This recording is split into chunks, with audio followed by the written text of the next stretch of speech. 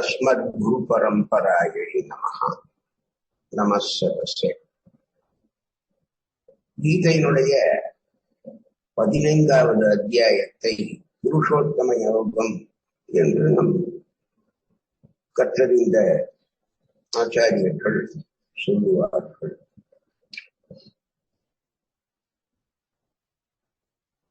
சம்சாரத்திலே கிடந்து உழல்பவன், வைகுண்டத்திலே இருப்பவன் என்பதான இரண்டு வகைப்பட்ட ஜீவாத்மாக்களை விட விலட்சணமானவன், வேறுபட்டவன் எம்பெருமான். ஆகையினாலே அவன் புருஷோத்தமன் என்று ஆகிறான் என்று சொல்லி இந்த புருஷோத்தம யோகமான 15ஆம் அத்தியாயத்திலே பறக்க விஷயங்களை சொல்லி இருக்கிறார் பகவான் ஸ்ரீ கிருஷ்ணன் அர்ஜுனனுக்கு. சத்துவம் முதலான குணங்களால் தான் போகங்கள் நமக்கு உண்டாகின்றன. அவற்றிலே பற்றின்றி இருப்பதே சம்சாரத்தை அழிக்கும். அவற்றினாலே உண்டாகும் பற்றுதான் சம்சாரத்திற்கு காரணமாக அமைகிறது என்பதை நேற்றைய உபன்யாசத்திலே மிக விளக்கமாக சொன்னோம். பகவான் கிருஷ்ணன் துன்பங்களை அனுபவித்து வரும் 10 ஜீவர்களும் நித்தியமுக்தர்களைப் போல பகவானான என்னுடைய அம்சம் அவர்களிடத்திலும் இருக்கிறது, அவர்களும் அடிய அம்சமானவர்கள் தான். அவர்களும் நித்திய சூரிகளைப் போல நித்தியரானவர்களே ஆனாலும் தாங்கள் வசிக்கும் இந்த பூலோகத்திலே தங்களுடைய அனாதி கர்மாக்களின் காரணமாக அவைகளுக்கு தக்கவாறு ஒரு வாழ்வை சரீரத்துடன் அவர்கள் பெற்றிருக்கிறார்கள். இப்படிப்பட்டவர்கள், சம்சாரியான இவர்கள் ஒரு சரீரத்தில் இருந்து கிளம்பும் போது பிரகிருதி காரியமான சரீரத்தில் இருக்கும் மனசுடன் கூடிய 6 இந்திரியங்களையும் தன் கூடவே அழைத்துச் செல்கிறார்கள். அவற்றை துணை கொண்டு அறிவு பெற்று வேலை செய்கிறார்கள். இப்படி இருந்தாலும் கூட இவர்கள் என்னுடைய அம்சம் என்று சொல்வதற்கு எந்த தடையும் இல்லை. இப்படி இருப்பவர்களால் தான் சிலர் சரணாகதி செய்து சம்சாரத்தை விட்டு பகவானான என்னை ஸ்ரீவைகுண்டத்திலே அடையும் பேர் பெற்று பேரானந்தத்தை அடைகிறார்கள் என்று பகவான் அர்ஜுனனுக்கு உபதேசித்தான்.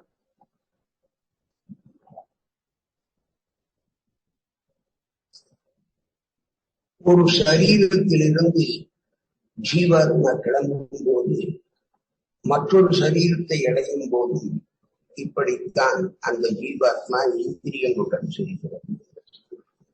இந்திரியங்களை நியமிப்பதனாலே இந்த ஜீவாத்மாவை ஈஸ்வரன் என்று கூட ஒரு விதத்தில் சொல்லலாம். புஷ்பம் முதலியவற்றிலிருந்து காற்று மனத்தை எடுத்துச் செல்லும் போது மனத்துக்கு ஆசிரியமான நுண்ணிய மகரந்த பொழிவுடன் சேர்ந்து அந்த வாசனையை எடுத்துச் செல்வது நாம் உலகிலே கண்கூடாக காண்கின்றோம். அது நல்ல மனமா இருந்தாலும் சரி, இல்ல துர்நாற்றமாக இருந்தாலும் சரி, அந்த காற்றானது அதை அப்படியே அடித்து செல்லுகிறது. அதுபோலத்தான் இந்திரியங்கள், அந்த இந்திரியங்கள் அவற்றுக்கு ஆதாரமான நுண்ணிய பூதங்களுடன் ரொம்ப சூக்ஷ்மமா எடுத்துட்டு போறான் ஜீவாத்மா. இந்த ஸ்தூல சரீரத்திலிருந்து சூக்ஷ்ம சரீரம், அதுல இந்த பஞ்சபூதங்களுடைய பஞ்ச இந்திரியங்களுடைய அம்சம் இருக்கும். அது எப்போதும் ஆத்மாவுக்கு புரியாது, அந்த பாப புண்ணியங்கள் புரியாது. இந்த ஜீவாத்மாவானவன் காது, கண்ணு, துவக்கு, நாக்கு, மூக்கு, மனசு என்கிற 6 இந்திரியங்களை சப்தம், ஸ்பர்சம், ரூபம், ரசம், கந்தம் ஆகிய விஷயங்களை அனுபவிப்பதற்கு ஏற்றதாக ஆக்கிக் கொண்டு அவற்றை சப்தாதி விஷயங்களை ஒரு ஜீவாத்மாவானவன் அது எந்த சரீரத்தில் இருந்தாலும் அவன் அனுபவிக்கிறான். சரீரத்தையே ஆத்மாவாக யார் நினைக்கிறாரோ அவர்கள் எப்பொழுதும் உயர்கதியை அடைவதில்லை. சரீரத்தை விட்டு ஜீவாத்மா கிளம்பும் போதும் சரி, அல்லது சரீரத்திலேயே இருக்கும் போதும் சரி, விஷயங்களை அனுபவிக்கும் போதும் சரி, சரீரத்தை விட ஜீவாத்மா வேறுபட்டவன் என்பதை சம்சாரிகள் பெரும்பாலும் உணரமாட்டார்கள். அப்படியே ஜீவன் அறிவியை இயற்கையாக உடையவன் என்பதையும் அவர்கள் தெரிந்து கொள்வதில்லை. சரீர ஆத்ம விவேகம் உள்ளவர்கள் எல்லா நிலைகளிலுமே ஆத்மாவை சரீரத்தை காட்டிலும் வேறுபட்டதாக அறிகிறார்கள். அதனால்தான்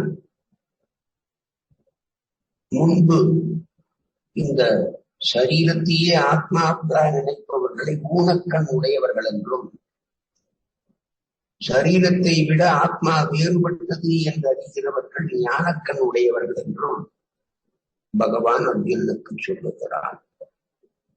லோகநாதனான பகவான் ஸ்ரீ கிருஷ்ணனிடத்திலே சரணாகதியை பண்ணிக்கொண்டு கர்மயோகம் முதலியவற்றாலே முனைகின்றவர்கள் பரிசுத்தமான மனத்தை அடைந்து தியானம் என்ற கண்ணால் ஜீவன் சரீரத்தில் இருக்கும் போது அதை காட்டிலும் வேறுபட்டவனாகவும் அவனுக்கு ஏற்பட்ட நிலையோடு இருப்பவனாகவும் கட்டாயம் பார்க்கிறார்கள்.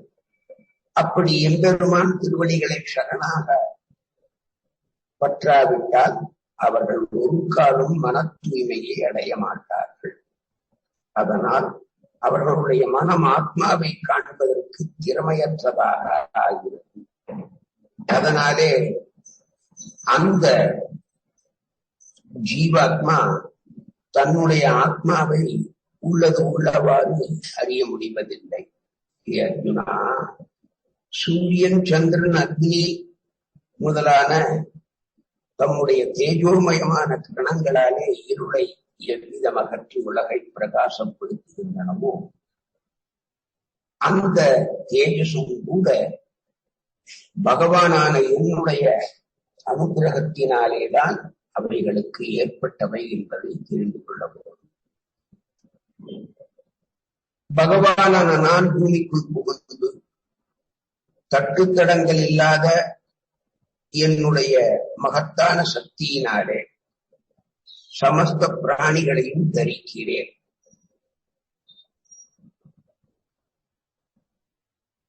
அமிர்தர் சமயமான சந்திரனாக நான் இருந்து கொண்டு ஓஷதிகள், செடிகள் முதலியவற்றை புஷ்டி நிறைந்தனவாக செய்கிறேன். பகவானான நானே தான் வைஸ்வானரன் என்ற அக்னியாக இருந்து கொண்டு பிராணிகளுடைய சரீரத்திலே புகுந்து பிராணன் அபானன் என்ற காற்றுடன் சேர்ந்து ஜீவாத்மாக்கள் சாப்பிடுகின்ற 4 வகையான ஆகாரங்களையும் ஜீரணிக்கப்படுகிறேன். இப்போ கிருஷ்ணனை பார்த்து அர்ஜுனன் கேட்கிறான், இதுவரை நீதான் ஆதித்யனாகவும் சந்திரன், அக்னி, வைஸ்வானரன் இவைகளாகவும் இருந்து கொண்டு அவைகள் செய்யும் காரியங்களை செய்து வருகிறாய் என்று நீயே சொல்லுகிறாய். இதை நான் கேட்கும் போது சூரியனோ, சந்திரனோ, அக்னியோ, வைஸ்வானரனோ இதெல்லாம் நீயேதானோ என்ற எண்ணம் அர்ஜுனனான அடியனுக்கு உண்டாகிறது. உண்மை நிலை இதுதானா? நீயே அவைகளா, அல்லது அவைகள் உன்னை காட்டிலும் வேறுபட்டனவா? விசதமாக இந்த உண்மையை நீ விளக்க வேண்டும் கிருஷ்ணான்னு கேட்டான் அர்ஜுனன். பகவான் அந்த அர்ஜுனனுக்கு பதில் சொல்றார், இது நன்றாக கேட்டு தெரிந்து கொள்ள வேண்டிய மிக முக்கியமான விஷயம்தான், சந்தேகமில்லை. அந்த சூரியனாகவோ சந்திரனாகவோ அக்னியாகவோ வைஸ்வானரனாகவோ நான் ஆவதில்லை. நான் வேறு, அவைகள் வேறு. ஆயினும் அவை நானே என்பதற்கு ஒரு காரணம் இருக்கிறது. சரீரத்தையும் ஆத்மாவையும் வேறு வேறாக இருப்பினும் அபிண்ணமாக சொல்லுவது ஒரு உலக நடைமுறை. அபிண்ணம்னா ஒன்னா சேர்த்து சொல்வது. இந்த முறையிலே நீ கேட்டதான சூரியன் சந்திரன் அக்னி வைஸ்வானரன் இவற்றுக்கு பகவானான நான் அந்தர்யாமியாக இருக்கிறேன். அவை எனக்கு சரீரங்களாக இருக்கின்றன. ஆகவே ஒரு விதத்தில் பார்த்தால் அவைகள் நான் என்று கூட சொல்லலாம். அவை எனக்கு சரீரங்கள், ஆகவே அவையே நான் என்றேனே தவிர அவ்வளவு மட்டிலே அதை வைத்துக் கொள்ள வேண்டும். அதுவாகவே என் பரமாத்மா வேறு, அவைகள் வேறு. சகல பிராணிகளுடைய ஹிருதயத்திலே நான் இருந்து கொண்டிருக்கிறேன். அங்கிருந்து கொண்டு என்னுடைய சங்கல்பத்தினாலே எல்லாவற்றையும் செயல்படுத்துகிறேன். ஆகையினாலே எல்லாவற்றுக்கும் நான் ஆத்மாவே. நினைவோ அறிவோ அறிவின்மையோ ஊகமோ இவை அனைத்தும் என்னாலேயே அவைகளுக்கு உண்டாகின்றன. வேதங்கள் எல்லாவற்றாலும் அறியத்தக்கவன் நான் ஒருவனே. வேதங்கள் சொல்லுகின்ற பலன்களை அறிபவனும் நானே. ஆகையினாலே என்னிடமிருந்துதான் வேதங்களின் சாரார்த்தங்களை சூக்ஷ்மார்த்தங்களை தெரிந்து கொள்ள வேண்டும். வேதம் முதலான பிரமாணங்களில் க்ஷரன் அக்ஷரன் 2 வகையிலான ஜீவர்கள் சொல்லப்படுகிறார்கள். இது மிகவும் பிரசித்தமான ஒன்று. இவர்களிலே நான் முதல் பிரம்மா ஆரம்பிச்சு புல் பூண்டு புழு பூச்சி வரையில் உள்ள ஜீவர்கள் இந்த பிரகிருதி சம்பந்தம் உள்ளவர்கள். ஆகவே அவர்கள் பக்தர்கள். அவர்கள் ஷரன் என்று அழைக்கப்படுகிறார்கள். பிரகிருதியுடைய சம்பந்தம் விலகப் பெற்று தன் நிலைமையோடு இருக்கிற முக்தர்கள் அக்ஷரர்கள் என்று சொல்லப்படுகிறார்கள். இருவகை ஜீவாத்மாவை காட்டிலும் உத்தமனான புருஷனாக வேறுபட்டவனாக பரமாத்மா ஆகிறான். பரமாத்மா என்று வேதங்கள் அவனை குறிக்கும் பிரமாணங்களை கொண்டு அறிந்து கொள்ள வேண்டிய சேதனம் அச்சேதனம். அச்சேதனம் என்பது பிரகிருதி சம்பந்தம் உள்ள பக்தன். இது நீங்க பெற்று முக்தன் என்ற 3லும் ஆத்மாவாக பிரவேசித்து அவற்றையெல்லாம் தாங்கும்படியாலும் எவ்வித விகாரமும் இல்லாததையாலும் அவற்றை நீதிக்கையாலும் அவற்றிலும் வேறுபட்டவனாக உத்தம புருஷனாக, ஆனால் அதே சமயத்தில் அவைகளுக்கு அந்தர்யாமியாகவும் நான் இருக்கிறேன். அர்ஜுனா, புருஷோத்தமனான என்னை எந்த மயக்கமும் இன்றி குழப்பம் இன்றி கலக்கம் இன்றி மற்றவற்றை காட்டிலும் எவனொருவன் வேறுபட்டவனாக விலட்சணனாக அறியானோ அவன் என்னை பூஜிக்கத் தொடங்குவான். எல்லாம் அறிந்து எல்லா விதத்திலும் அவன் என்னையே பஜிக்கிறான் என்று அர்ஜுனனுக்கு பகவான் சொல்லுகிறான். ஹே பரத வம்சத்திலே பிறந்து குற்றமற்றவனாயிருக்கும் அர்ஜுனா, மிக மிக ரகசியமான இந்த சாஸ்திரமானது சத்பாத்திரமான உனக்கு என்னாலே பஜனம் செய்யும் வழிகளிலே அறிவுற்றவனாய் உபாயத்தை அனுஷ்டித்து என்னை அடைவாயாக என்று பகவான் சொல்லுவதுதான் இந்த 15ஆம் அத்தியாயத்தினுடைய ஒரு ரத்தன ஊக்கம் என்று நாம் வைத்துக் கொள்ளலாம். 13ஆம் அத்தியாயத்தில சரீரத்தை காட்டிலும் ஆத்மா வேறுபட்டவன் என்பதை பகவான் மிக விசதமாக விரிவாக விளக்கினான். பரிசுத்தனான ஆத்மாவுக்கு சத்வாதி குணங்களான காரியங்களிலே ஏற்படும் பற்றே இந்த சம்சார பந்தத்துக்கு காரணம் என்பதையும் மிக தெளிவுபட கூறினான். போன அத்தியாயமான 14ஆம் அத்தியாயத்திலே சத்துவம் ரஜஸ்தமஸ் முதலிய குணங்களுடைய காரியங்களுள்ள சேர்க்கையினாலே சம்பவிக்கும் பிரகிருதி சம்பந்தத்துக்கும் பகவானான அந்த கிருஷ்ணனே முக்கியமான மூல காரணம் என்றும், குணங்களின் காரியம் எவையவை என்றும், குணகாரியங்களில் பற்றுதலுக்கு ஆத்மாவை பெறுவது பகவத் பக்தியினாலேயே சாத்தியம் என்பதையும் போன அத்தியாயத்திலே உபதேசித்தான். இந்த 11ஆவது அத்தியாயத்திலே சம்சாரத்தை ஒரு விருட்சமாக, அதாவது மரமாக வர்ணித்து, இந்த மரத்தை வெட்டி எறியாத பத்த ஜீவாத்மா, வெட்டி விலக்கின முக்தன் அக்ஷரன், இந்த இருவருக்குமே மேம்பட்டவன் ஸ்ரீமன் நாராயணனாகிய புருஷோத்தமன் என்று மிக தெளிவாக இந்த 15ஆம் அத்தியாயத்திலே அர்ஜுனனுக்கு உபதேசிக்கிறான் பகவான் ஸ்ரீகிருஷ்ணன். ஸ்ரீ பகவானுவாச ஊர்வமூலம் மதச்சாகம் அஸ்வத்தம் பிராகுரவ்யயம் சந்தான்ஸ்ரீ யசிப்பாணானி யஹா தம் வேத சவேதவிதி. ஊர்வமூலம் மேலே வேறுள்ளதும், அதஹா சாகம் கீழே கிளையுள்ளதுமான அஸ்வத்தம் ஒரு அரச மரமாக, அவ்யயம் அழிவற்றதான சம்சாரத்தை பிராகு சொல்லுகிறார்கள். யஸ்ய எதற்கு, பர்ணானி இலைகள், சந்தான்சி வேதங்களோ, தம் அந்த மரத்தை, யஹா எவனொருவன், வேத இப்படியாக தெரிந்து கொள்கிறானோ, சஹா அவன், வேதவித்து வேதத்தை அறிந்தவனாவான். அதாவது வேதத்தின் உயர்ந்த பொருளை அறிந்தவனாக ஆவான். சம்சாரம் என்பது ஒரு அற்புதமான அரச மரத்தை போன்றது.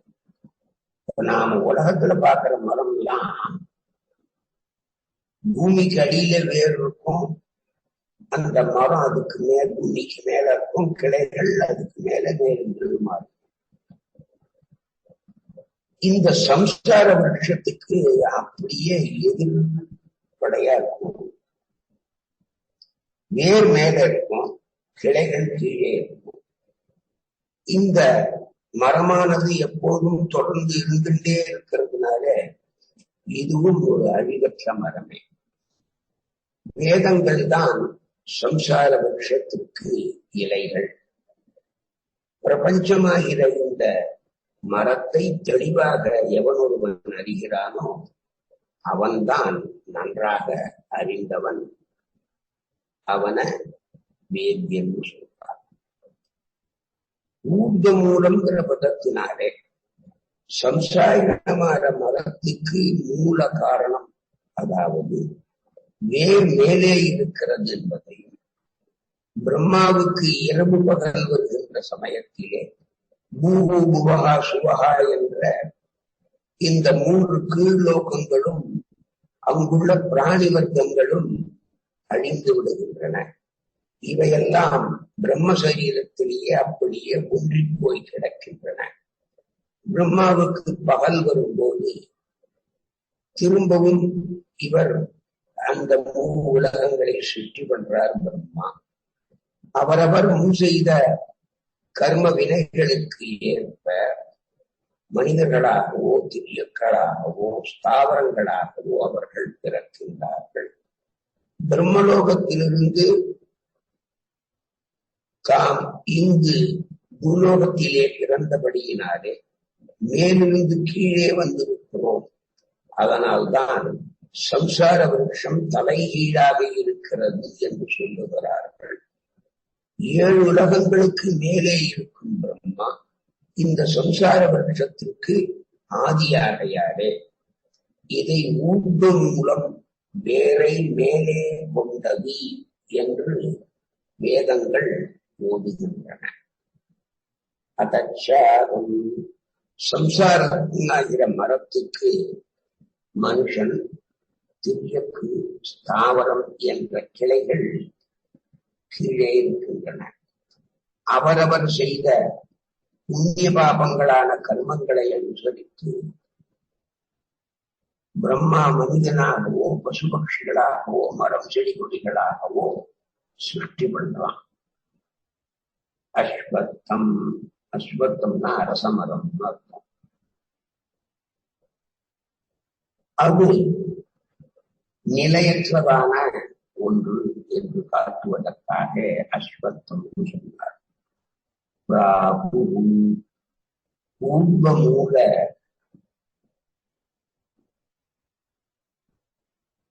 அவாட்சாக ஏஷோத்பத்து சனாதனமான ஊர்வமூலம் அவாட்சாகம் விருட்சம் யோ வேத சம்பிரதி அப்படின்னு வேதம் சொல்றது. அவ்யயம்னா என்ன அர்த்தம்?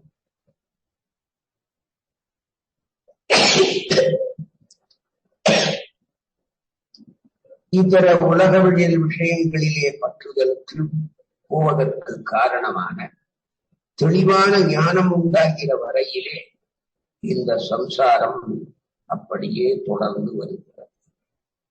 ஒரு வஸ்து தொடர்பு இல்லாமல் போனாலும் ஒரே மாதிரியான வஸ்துக்கள் தொடர்ந்து பல காலம் இருக்கின்றன. ஆற்றிலே சற்று முன்னர் அல்லது நேற்று நாம் பார்த்த பிரபாதத்தை இன்றும் பார்க்கிறோம் என்று சொல்லுகின்றார். இதுக்கு அர்த்தம் என்ன? நேற்று கண்ட பிரபாதம் போன்று பிரபாதத்தையும் இன்றும் பார்க்கிறேன் என்பதற்கு அர்த்தமே தவிர அதே பிரபாதத்தை தான் நான் பார்க்கிறேன் என்று பொருள் சொல்வது எப்படி உச்சிதமாகாதோ, எப்படி நேற்று கண்ட ஜலப்பெருக்கானது என்று அதே இடத்தில் இருக்க முடியாதோ, அதை போலத்தான் சம்சாரிகளான ஜீவாத்மாக்களுக்கு இந்த சரீர சம்பந்தம் என்பது மாறி மாறி உண்டாகிறது. தத்துவஞானம் உண்டாகிற பர்யந்தம் பல காலம் சம்சாரம் தொடருவதை கருதி அவ்யயம், அது அழிவற்றது என்று கூறுகிறாரே தவிர அது நித்தியம் என்ற நோக்குடனே சொல்லப்பட்ட வார்த்தை அல்ல என்பதை இங்கே நாம் கவனத்தில் கொள்ளப்போம். சம்சாரமாகிய மரத்தை பற்றுதலின்மை என்ற கத்தியினாலே வெட்டி வீழ்த்தி என்று மேலே கூறியிருப்பதனாலே சம்சார சம்பந்தம் ஒரு சமயம் நிச்சயம் அழியும் என்பது நாம் அறியத்தக்கது. சந்தாம்சி எஸ்ய பர்ணானி, வேதங்கள் சம்சாரமாகிற இந்த மரத்துக்கு இலைகள் போன்றவைகள். இலைகளாலே மரம் வளர்கிறது. வேதத்திலே சில பகுதிகள் பலனை விரும்பி செய்யக்கூடிய கர்மங்களை, அதாவது காமிய கர்மங்களை விதிக்கின்றன. இந்த கர்மாக்களை செய்தால் சம்சாரம் வளரத்தானே செய்யும். இலைகள் மரத்தை மறைப்பது போல இந்த வேத பாகங்களும் சம்சார விருட்சத்தின் உண்மையை மறைத்து அதை அப்படியே காப்பாற்றுகின்றன. எஸ்தம் வேத சவேத வித்துன்னு சொல்றதுடைய தாற்பயம் என்னன்னா, இதை நன்கு அறிகிறவனே வேதத்தை நன்கறிந்தவன். மோட்ச சுரூபம் முதலியவற்றை தெரிவிக்கும் வேதபாகமானது சம்சார விருட்சத்தை வெட்டி வீழ்த்துவதற்கான உபாயத்தை சொல்லுகிறது. வெட்டி வீழ்த்த வேண்டிய மரத்தை பற்றி தெளிவாக தெரிந்து கொள்வது அதை வெட்டுவதற்கான உபாயத்தை அறிவதற்கும் பயன்படும் அல்லவா? வியாதியை நன்கு நாம் தெரிந்து கொள்ளாமல் போனால் அதை ஒழிப்பதற்கான மருந்தை நாம் அருந்த முடியுமோ? சம்சாரத்தை பற்றிய அறிவு வேதாந்தங்கள் அதை ஒழிப்பதற்கு சாதனமாக உபாயத்தை அறிவதற்கு உபயோகப்படுத்தப்படுகிற வழியினாலே சம்சாரத்தை அறிந்தவன் வேதம் அறிந்தவன் என்று புகழப்படுகின்றான் என்று பகவான் அர்ஜுனனுக்கு உபதேசிப்பதாக இந்த எஸ்தம் வேதச வேதவித்து என்கிற பதங்கள் சொல்லுகின்றன. சம்சாரமாகிற இந்த விருட்சத்துக்கு மரத்துக்கு வேர் மேலே கிளைகள் கீழே என்று வர்ணித்தது நைமித்திக சிருஷ்டியை திருவுள்ளத்திலே உண்டு என்பது நாம் மிக மிக அவசியம் தெரிந்து கொள்ள வேண்டியதான ஒன்று. பிரம்மாவனுடைய இரவு நேரத்திலே பூஹு புவஹா சுவஹா என்ற 3 லோகங்களும் அந்த 3 லோகங்களும் பிரளயத்திலே அழித்து விடுகின்றன. பகல் நேரும் போது இவற்றுக்கு சிருஷ்டி, பகல் என்ற நிமித்தத்தை கொண்டு சம்பவிக்கும் சிருஷ்டிக்கு நைமித்திக சிருஷ்டி என்றும், இரவு என்ற நிமித்தத்தை கொண்டு உண்டாகும் பிரளயத்துக்கு நைமித்திக பிரளயம் உண்டு. அப்போ இந்த நைமித்திக பிரளயம் எப்ப ஏற்படுறதோ, அதாவது பூஹு புவஹா சுவஹா என்ற இந்த 3 உலகங்களும் எப்பொழுது அழிகிறதோ அது நைமித்திக பிரளயம் என்றும், அதற்கு பிற்பாடு சதுர்முக பிரம்மனின் பகற்காலம் வரும்பொழுது அவைகளை திரும்பவும் சிருஷ்டிக்கிறான் பிரமன் என்று சொல்வது நைமித்திக சிருஷ்டி என்று அழைக்கப்படுகிறது. இங்கே நாம கவனமா தெரிஞ்சுக்க வேண்டியது சில விஷயங்கள். இந்த சம்சாரம் என்பது இங்கே அரசமரமாக சொல்லப்பட்டிருக்கிறது. அது எதுக்காக? அரசமரம் உயர்ந்த புண்ணியமான மரமாக நம்மாலே இன்றளவு கொண்டாடப்படுகிறது. இந்த மரம் யாகங்களுக்கு மிகவும் உதவுகின்றது. அதை போலத்தான் உடலும் ஆத்மயாகம் என்கிற சரணாகதிக்கு உபயோகப்படுகிறது. ஜீவாத்மா சம்சாரத்தை தாண்ட இது மிக மிக அவசியமாக ஆகி உதவுகிறது. பாபாத்மாக்களுக்கு மிகவும் கஷ்டத்தையும் சிரமத்தையும் இது கொடுக்கின்றதே தவிர நல்லோர்களுக்கு நல்லதாகவே இருக்கிறது. பாபாத்மாக்களும் முடிவில் இந்த சரீரத்தினால் தான் சுகத்தை பெற முடியும். வேத வாக்கியங்கள் இந்த சம்சார விருட்சத்துக்கு இலைகள் என்று சொல்லப்பட்டன. எதனால் என்றால் இலைகளாலே தானே மரம் துடித்து வளர்கிறது. இந்த இலைகளே இல்லாமல் போனால் மரமானது வளர முடியுமா? ஆகவே அந்த இலைகள் போன்றவற்றை பலனை விரும்பி செய்யக்கூடிய காமாதி கர்மங்களை விதிக்கும் இந்த வேதவாக்கியங்கள். இப்போ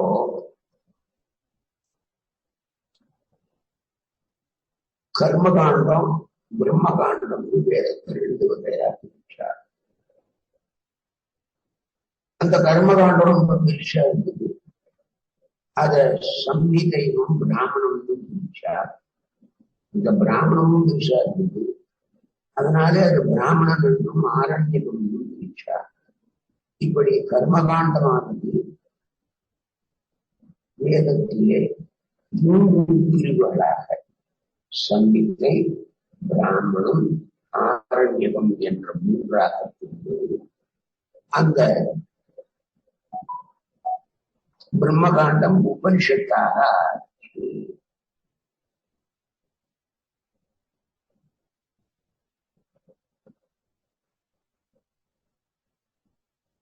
பத்தாம் அத்தியாயம் 26வது ஸ்லோகத்திலே பகவானே தன்னை மரங்களுக்குள் நான் அரசமரமாக இருக்கிறேன், அஸ்வத்தா சர்வபக்ஷானாம் சொல்லியிருக்கான் இல்லையா?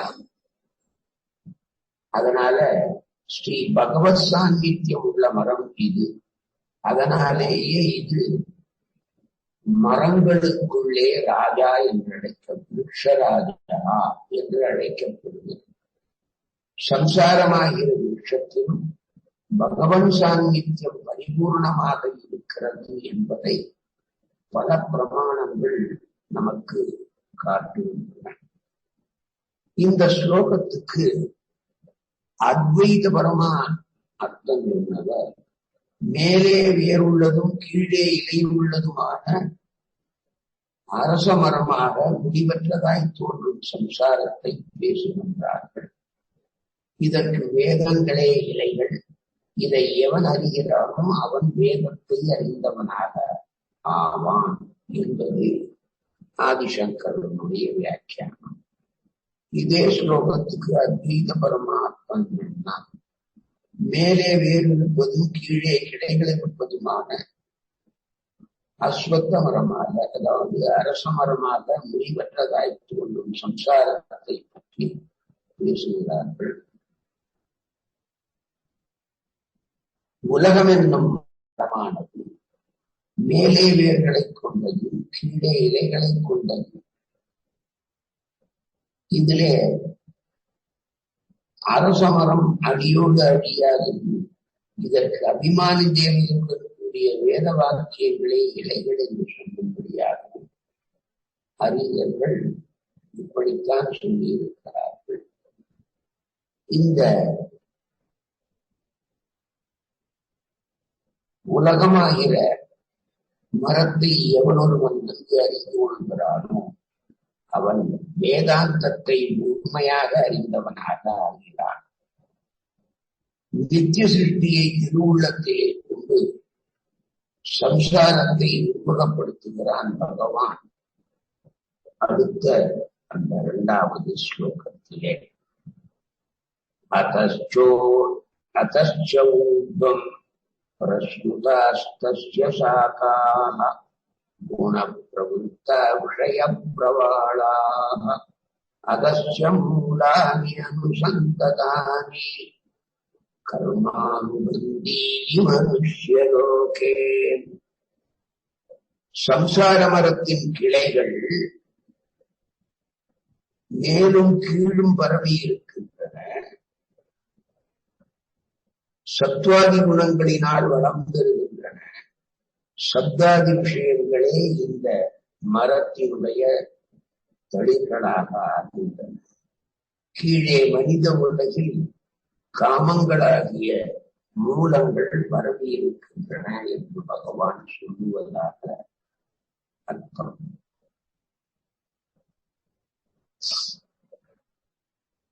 ஒவ்வொரு நாளும் செய்யப்பெறுகின்ற சிருஷ்டிக்கு நித்திய சிருஷ்டி என்று பேரு.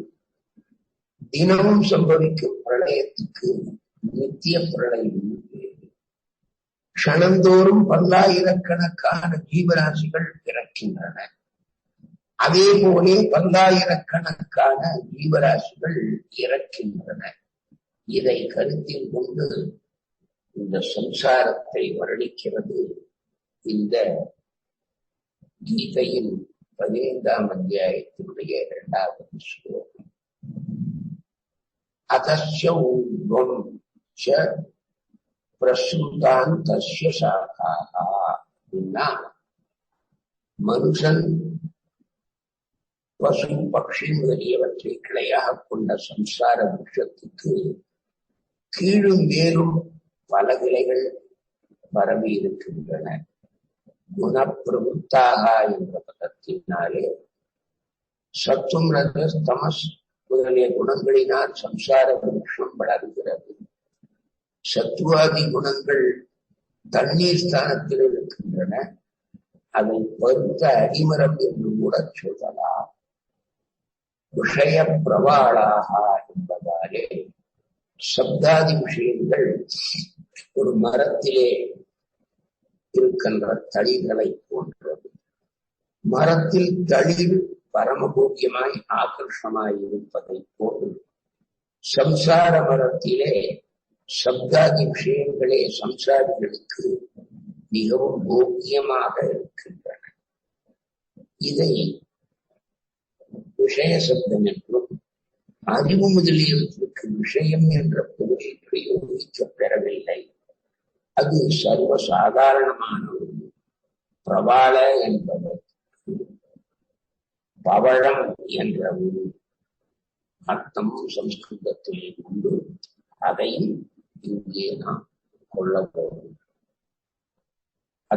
மனுஷ்யலோகே கீழே மனுஷலோகம் கர்மானுபந்தியின் மூலாகி கர்மங்களாகிய அந்த வேர்கள் புருஷம் அனுபந்தி